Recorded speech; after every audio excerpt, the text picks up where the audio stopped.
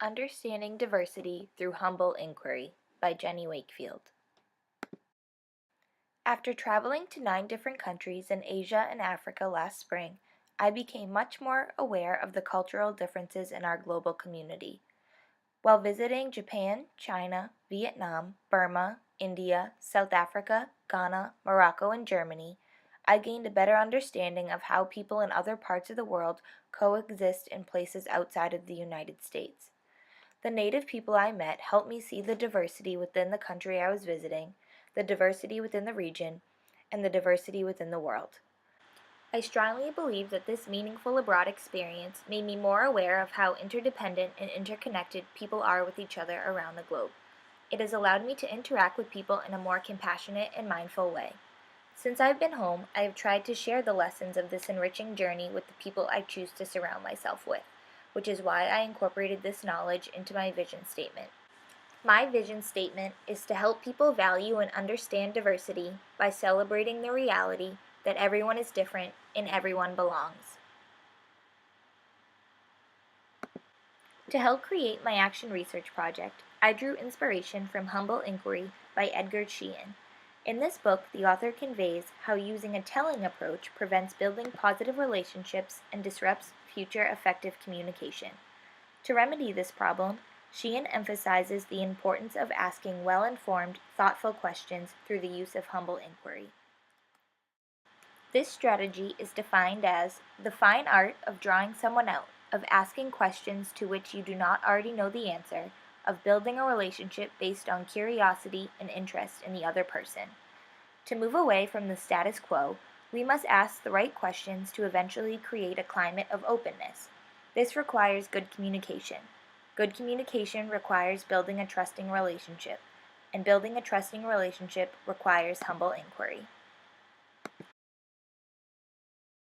For my action research project, I chose to gather a group of my 6 friends, Blake, Sierra, Lauren, Becca, Alexis, and Elizabeth, for a focus group.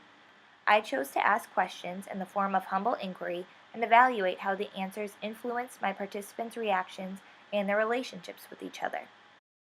My goal was to test Sheehan's hypothesis that asking questions in a way that warrants curiosity and vulnerability builds stronger and more open relationships. When they arrived, they organized themselves in a circle while I gave each of them 6 pieces of paper. Each paper had the same 3 questions on it, all worded in a way that aligned with the intentions of humble inquiry. 1. What do you value about this person? 2. What have they taught you? And 3. What can you learn from this person? Each person was instructed to answer these questions about every person in the circle. After everyone was finished writing, we regrouped and read our answers aloud, focusing on one person at a time. This gave each person 3 to 5 minutes of hearing how everyone in the circle valued her, what she has taught others, and what others can learn from her. Some of the words used to describe the participants included outgoing, caring, happy, welcoming, quirky, fun, kind, energetic, reliable, honest, supportive, compassionate, and independent. I also asked them to share everyone's hobbies, hometowns, major, and ethnicity to make it obvious how different each person was, yet they still belonged to the same friend group. After the circle heard all the responses, I chose to do a reflective exercise to help them process what they had just heard. I handed each person another sheet of paper that had 3 more questions on it. 1. How did it feel to hear what your friends valued about you? 2. Did anything surprise you? And 3. How do you think knowing what your friends value in you will change your relationship? These questions were also phrased in the form of humble inquiry. The third question truly helped connect my action research project to the lessons taught in humble inquiry. The answers to these questions alluded to a deeper appreciation for each other and willingness to be more vocal in the future. All their responses highlight the value of phrasing questions in a way that solicit genuine answers, indicating that each participant will be more likely to be an open and effective communicator as a result of humble inquiry. To further reflect on my action research project, I considered the 3 feedback loops. For the single feedback loop, I asked if I was doing things right. Are the participants communicating with each other in an effective way? I evaluated the tones in which they spoke to each other and the content and thoughtfulness of their responses. For the double loop, I considered if I was doing the right things. I asked, is this the best way to celebrate differences and understand diversity? I evaluated the responses to the reflection questions that asked the participants how it felt to contribute to this discussion and recorded their positive responses. For the triple loop, I asked how did I decide what is right? I considered how did I decide on this activity to conduct this project to make people cognizant of diversity and inclusion?